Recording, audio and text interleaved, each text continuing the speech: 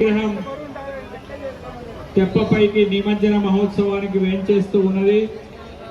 భక్తి ప్రపత్తులతో ఆ స్వామిని అర్చించినటువంటి వాళ్ళందరికీ ఆయన ఆశీర్వదిస్తూ చక్కగా అభయాస్తాన్ని చూపుతూ మన అందరి వైపున ఒకసారి కలిగిరిగి చూస్తూ ఆయనను చూసినటువంటి వారందరికీ కూడా కష్టాలన్నీ తొలగించే విధంగా ఆశీర్వదిస్తూ మనందరినీ కూడా సుభిక్షంగా ఉండమని తెలియచేస్తూ ఈ సంవత్సరం అంతా మీకు సుఖ సంతోషాలు ఆరోగ్య ఐశ్వర్యాలు ఉండుగా కానీ ఆశీర్వదించి తన తల్లి ఒడిలోకి ప్రవేశిస్తూ ఉన్నాడు.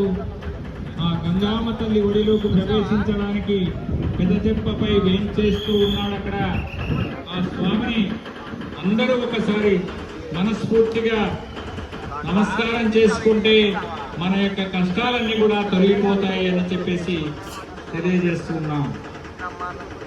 మరియు గణపతికి కానీ శివునికి కానీ మనకు శివునికి అభిషేకం చేస్తే చాలా సంతోషం. అభిషేక ప్రియో శివ చెప్తాము.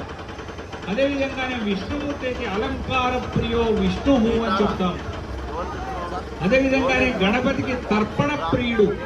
ఆయనకు బెల్లం నీళ్లు అంటే గుడ ఉదకం నీళ్లలో కొంచెం బెల్లపుడక వేసేసి ఆ బెల్లం నీళ్లు తర్పణం ఇచ్చినట్టయితే దాదాపుగా అక్కడ ఒక 250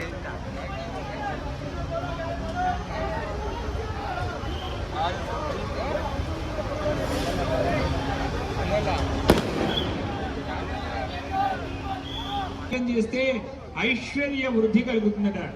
అదేవిధంగానే పంచదారతో అభిషేకం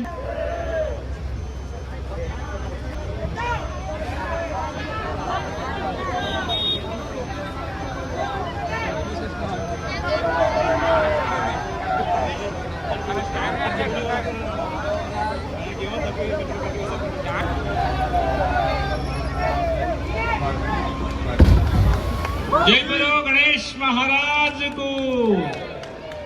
భారీ విగ్రహం చక్కగా మనందరినీ ఆశీర్వదిస్తూ అనుగ్రహిస్తూ మన యొక్క తల్లి ఒడిలోకి వేసి చక్కగా చూడండి ఎంత చక్కగా ఆశీర్వదిస్తూ మనల్ని కూడా దీవిస్తూ అలా వచ్చే సంవత్సరం నేను వస్తాను, అంతవరకు మీరు బాగా సుఖంగా సంతోషంగా చల్లగా ఉండండి అని ఆశీర్వదిస్తూ మహానుభావుడు మన యొక్క తల్లి ఒడిలోకి